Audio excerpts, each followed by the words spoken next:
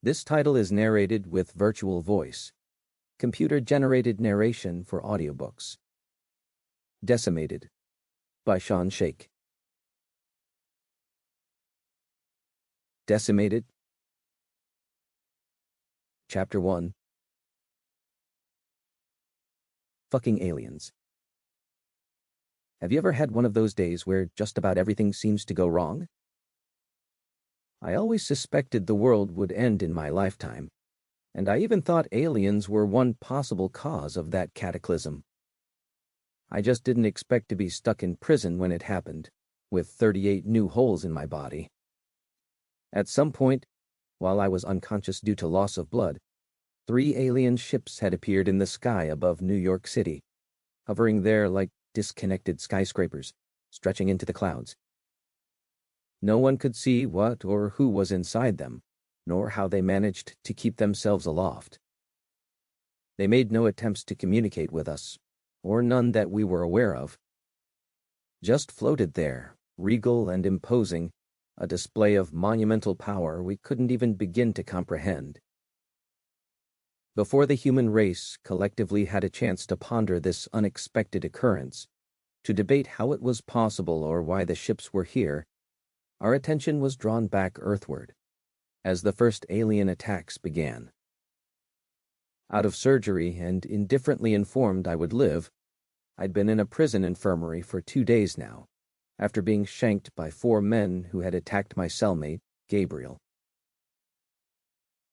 "Be the sword and shield," he'd gasped, blood on his lips, as I'd held him in my arms.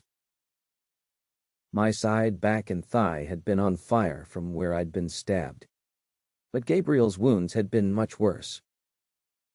"Hold on, buddy," I told him, not knowing what he meant, thinking he was losing it. "It's gonna be okay." But I didn't think it was. He'd lost so much blood. It pooled all around us, and though some of it was mine, most was his. By the time the guards got here, it would already be too late, and there was no one else to help him, as we were all alone in the woodworking shop we'd been cleaning, except for the corpses on the floor.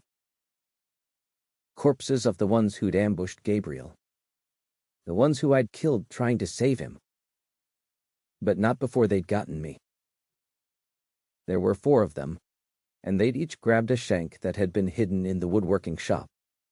Ironically, they were made of plastic. I was a good fighter, but there was only so much one man could defend against. I should have noticed something was up, should have noticed the tension, the fact that the guard who had been watching us had left at some point. But I had been focused on scrubbing away a pair of tits someone had lovingly drawn in wood stain on the concrete floor, and so I hadn't noticed. I could make excuses about how no one knew who I was here, so why should I be a target, or how the 4 men had been talking and laughing with us not long before their attack. But what it came down to was that I had been careless. And now Gabriel had paid for my carelessness. "Here," Gabriel told me, pulling a stone, prismatic and slightly larger than a marble, the stone I'd seen him pray with every night since I'd been assigned as his cellmate when I first arrived almost 2 years ago, from his pocket, and placing it in my hand. "Take this."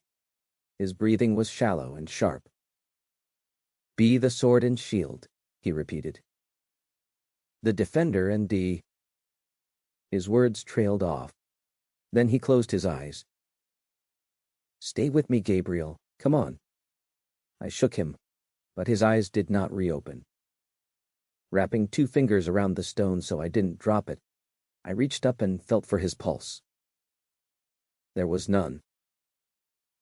For some reason, a snippet of the prayer he said every night came to me. "For I am salvation and wrath." That's when I heard the guards coming. Finally, after it was too late. I only had a second to look at the stone Gabriel had given me, and then, knowing what was coming next, that there was only one camera to cover the whole room, and who knew what our fight had looked like to the guards who were rushing toward me, knowing what they'd assume, what they'd do to me, To keep listening to this audiobook, I've left you a link in the description so you can do it, at no cost thanks to Audible's 30-day free trial.